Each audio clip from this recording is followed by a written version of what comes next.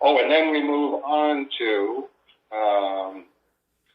now we move on from remembering Jeff Seiler and transition over to remembering Adam J. Elkhadem by answering the next of his questions he sent you, which is actually the last of the questions that he sent me.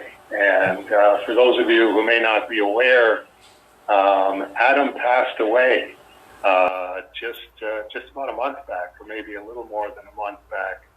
And you discovered that by searching for his work on the internet so that you could link to it, and linked to his obituary. Yeah, that was. I thought for sure it was somebody with a similar name, and when I clicked on the obituary, I'm going, no, that's him. That's the guy. Yeah, and it was. It's still one of those things that I'm wondering if that's why I was being so meticulously careful to make sure that I didn't lose his letter. I've virtually got myself up to my knees in please hold for Dave Sim documents, largely because I didn't want to move that, because I knew there was no replacing it. If we got to the next question, and I went, I don't have the next question. So yeah, this was his question number C. I am a bit slow now that I'm working on a book rather than a weekly strip. Octave the Artist was the weekly strip that he was doing. When I worked when I worked on that, I limited myself a bit because I had a weekly deadline. Once I figured out what I could do in a week, it became easy to do a page or two in that time frame. However, now that I'm trying to do a graphic novel, I'm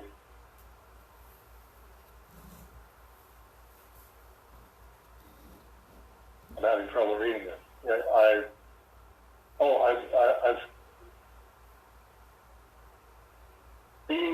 seemed to start slow, taking far longer to create a finished page. Any tips, or just lots of practice? What Adam's talking about here is really the earliest decision making for somebody who has decided that they're going to do a graphic novel. Adam was past this point and already drawing his new book. So let's skip back to prior to the point that Adam was already at when he wrote to me. If you're going to do a graphic novel, do a template page design based on what you can write, pencil, ink, and letter in one working day. Page a day. That's the rule of thumb. And if you're asking me, okay, what's the magic answer? Page a day. If you can't do a page a day, you aren't going to make a living at it. You can tell that Adam got that when he says, quote, where is it here? I limited myself a lot because I had a weekly deadline. Right. You have to limit yourself and or work within your limitations. If you have family obligations, job obligations, a girlfriend, whatever, if all of those obligations leave you 2 hours a day for your comic art, your working day is 2 hours long. So skipping ahead to the point that Adam was at, do what you know how to do on the page, so you're always doing something. Interrupt doing something followed by something followed by something, only to sharpen your pencil, dip your pen nib, or wash your brush. As soon as you've inked something, erase the pencil under it. So you're looking at finished parts of the page. If you're looking at inks over pencils, you're not seeing the page as it's going to be. You're seeing a sort of fuzzy mix of the two stages, pencil stage and the ink stage.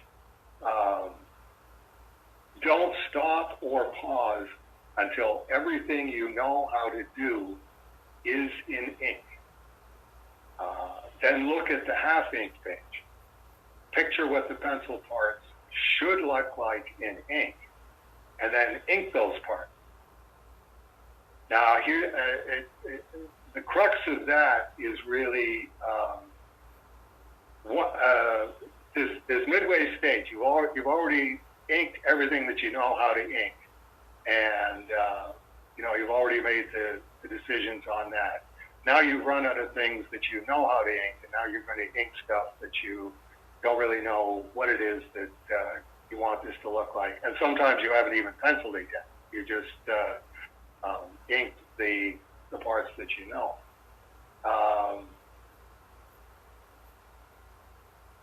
Picture, once you've made the inking decision, stick with the inking decision you've made. It's two separate stages. Deciding what the inking is going to look like is one stage. Making that decision, going, I think it should be single parallel lines going through this area, or I think this should be cross hatching, or I think it should be reasonably loose cross hatching, or I think it should be really, really tight cross hatching. That's all the decisions where you look at it and go, okay, what's the decision on this? Because we're going to come to a final decision. This is what I want this ink part to look like.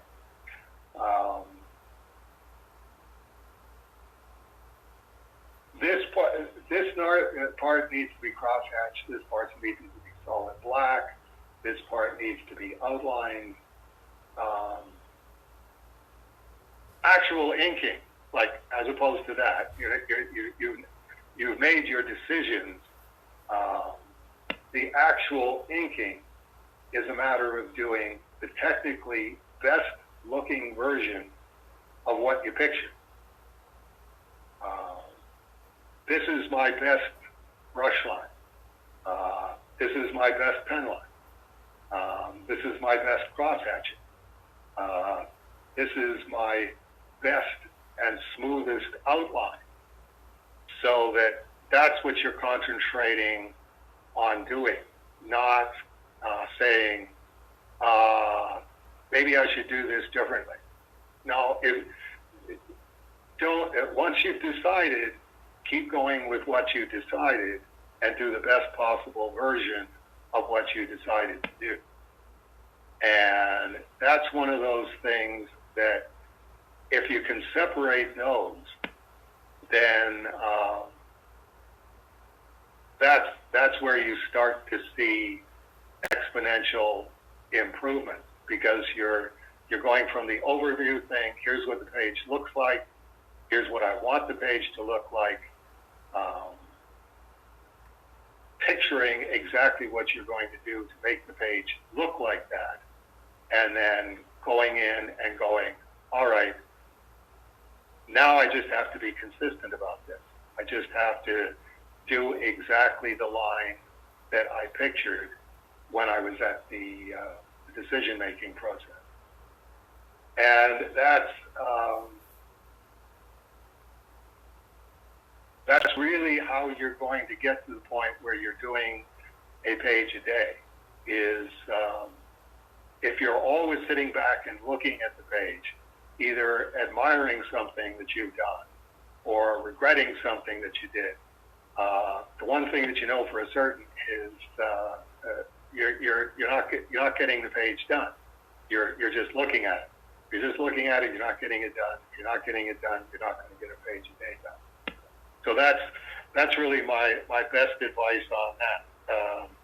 Just lots of practice was his last his last question. Yeah, that's part of it. But being organized and knowing this is what I'm doing. I'm doing my work. I'm doing the best version of my work that I can do. Do what you know how to do. Get to the point where now you're just down to the parts that you don't know what to do. Everything else has been inked and the pencil has been erased off of it. Now you've encircled the problem, and now you just have to close in and solve all of those problems there.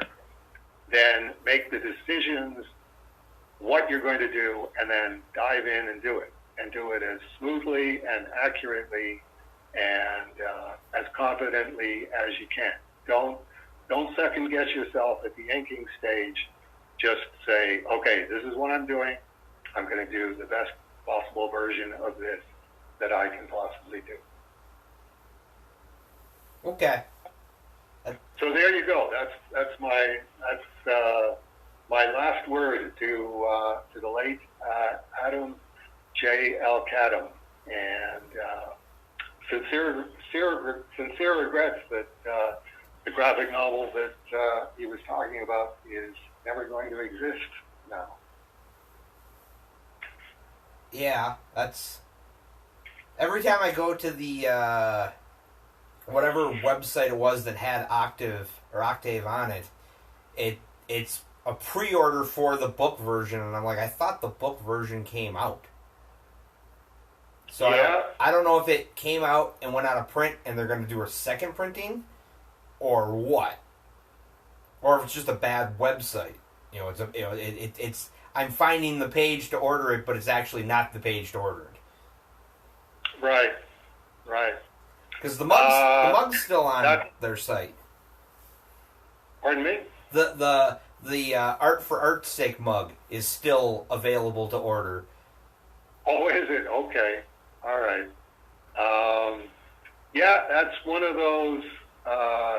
Boy, if you want a case in point of why you should make your wishes known and put something in place that will make sure that your work continues to be published after you're gone, and you say to yourself, "Well, I'm only in my 20s. What's the odds that I would really have to do that now?" Hey, you never know. Everybody has a last day, and nobody knows what day that is.